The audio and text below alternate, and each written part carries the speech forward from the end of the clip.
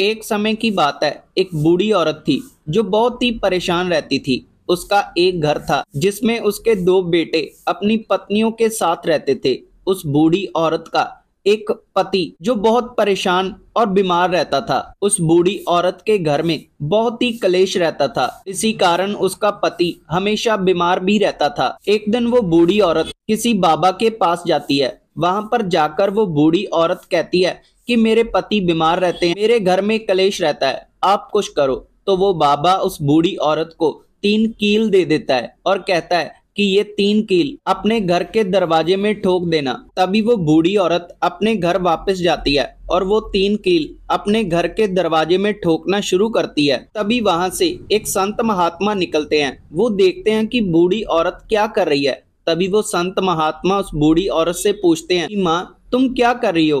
तभी वो बूढ़ी औरत कहती है कि बाबा जी, मेरे घर में कलेश रहता है, इसी वजह से किसी बाबा ने मुझे कहा है कि तुम ये 3 कील अपने घर में ठोक दो, तुम्हारा घर स्वर्ग बन जाएगा। तभी वो संत महात्मा कहते हैं कि माँ, तुम ये 3 कीलें ठोक तो रही हो, लेकिन गलत ठोक रही हो।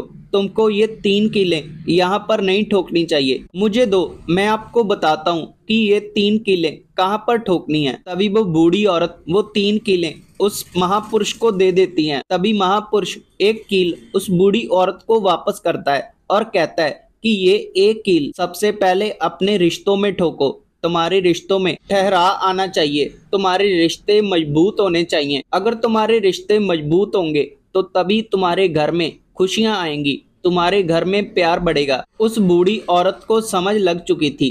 तभी वो महापुरुष उसको दूसरी कील देता है और कहता है कि ये दूसरी कील अपनी जुबान पर ठोको। तभी वो बूढ़ी औरत उस महापुरुष से पूछती है कि बाबा जी, इसका क्या मतलब है। तभी वो महापुरुष कहते हैं कि ये दूसरी कील इसीलिए अपनी जुबान पर ठोकनी चाहिए क्योंकि आपको हमेशा चुप रहना चाहिए। क्योंकि अगर घर में कलेश है तो अगर एक इंसान चुप हो जाता है तो वो कलेश कम हो जाता है। बड़े सयाने कह के गए हैं, एक चुप 100 सुख। अगर तुम चुप हो जाओगी तो बहुत से झगड़े कम हो जाएंगे। तभी महापुरुष उसको तीसरी कील देते हैं और कहते हैं ये तीसरी कील अपने बुरे कर्मों पर ठोको, वो नहीं बढ़ने चाहिए। अगर तुम्हारे बुरे कर्म बढ़ रहे हैं तो वही बुरे कर्म तुम्हारे आगे आएंगे। अगर तुम अच्छे कर्म करोगी तो तुम्हारे अच्छे कर्म आगे आएंगे। इसी वजह से तुमको या तो दुख मिलता है या सुख मिलता है। अगर अच्छे कर्म करोगे तो तुमको सुख मिलेगा। वो बूढ़ी औरत सारी बात समझ जाती है